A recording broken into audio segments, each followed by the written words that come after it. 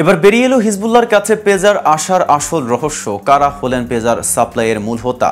লেবাননের সশস্ত্র গোষ্ঠী হিজবুল্লাহর সদস্যদের কাছে থাকা পেজার বিস্ফোরণের ঘটনার পর বেশ কিছু ছবি সামনে এসেছে।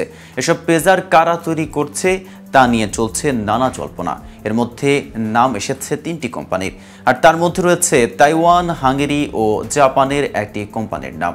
কিন্তু কোন কোন কোম্পানি থেকে পেজার পেয়েছে হিজবুল্লাহ, এ নিয়ে বিস্তারিত থাকছে প্রতিবেদনের বাকি অংশে। আর কেটিভি গ্লোবাল চ্যানেল থেকে আপনাদের সাথে আছি আমি মেহেদি হাসান। পেজার বিস্ফোরণের ঘটনা নিয়ে তদন্ত করছে লেবাননের নিরাপত্তা সংস্থা। লেবাননের একটি জ্যেষ্ঠ নিরাপত্তা সূত্র বলছে, হিজবুল্লাহর কেনা 5000 পেজারের ভেতরে বিস্ফোরক রেখে দিয়েছিল ইসরায়েলের গোয়েন্দা সংস্থা মোসাদ। গত মঙ্গলবার লেবাননে পেজার বিস্ফোরণের ঘটনার মাস কয়েক আগেই এই কাজ করে তারা। হিজবুল্লাহর একটি ঘনিষ্ঠ সূত্র বলছে, এসব পেজার সম্প্রতি আমদানি করা হয়েছিল এবং এগুলোর উৎস থেকে নাশকতা করা হয়েছে বলে মনে হচ্ছে। এর আগে নিউ ইয়র্ক টাইমসের প্রতিবেদনে বলা হয়, এসব পেজার তৈরি করেছিল তাইওয়ান গোল্ড অ্যাপোলো নামের একটি প্রতিষ্ঠান।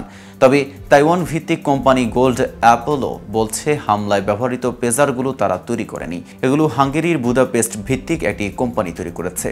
অ্যাপোলো গোল্ডের লাইসেন্স ব্যবহারের অনুমতি আছে কোম্পানিটির। তাইওয়ানের প্রতিরক্ষা মন্ত্রী ওয়েলিংটন কু বলেছেন, তাইওয়ান সরকার খুব কাছ থেকে ঘটনাটি পর্যবেক্ষণ করছে।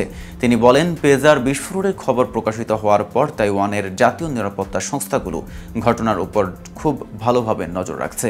তাইওয়ানের সঙ্গে ইসরায়েলের আনুষ্ঠানিক কূটনৈতিক সম্পর্ক নেই, তবে দুই দেশের মধ্যে আনুষ্ঠানিক সম্পর্ক আছে। বুদাপেস্টের একজন সরকারি মুখপাত্র বলছেন, বুদাপেস্টের কোম্পানিটি বাণিজ্যের মধ্যস্থতাকারী। হাঙ্গেরিতে তাদের এত উৎপাদন কারখানা নেই। এদিকে যে পেজার বিস্ফোরিত হয়েছে সেগুলোর মডেলে জাপানের প্রতিষ্ঠান আইকমের লোগো দেখা গেছে।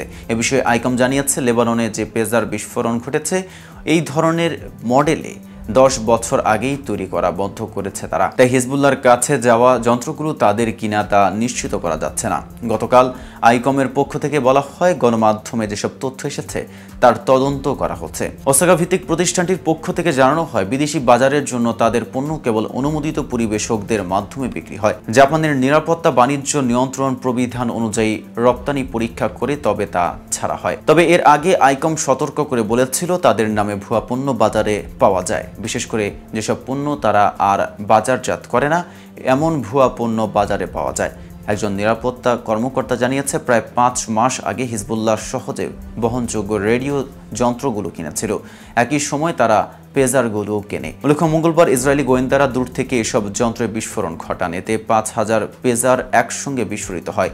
এরপর দ্বিতীয় দফায় আরেক হামলার ঘটনাও ঘটে। এ সময় ওয়াকিটকি রেডিও গাড়ির বিস্ফোরণের তথ্য পাওয়া গেছে। এতে অন্তত 25 জন নিহত ও 450 জন আহত হয়েছেন। আজ এ পর্যন্তই।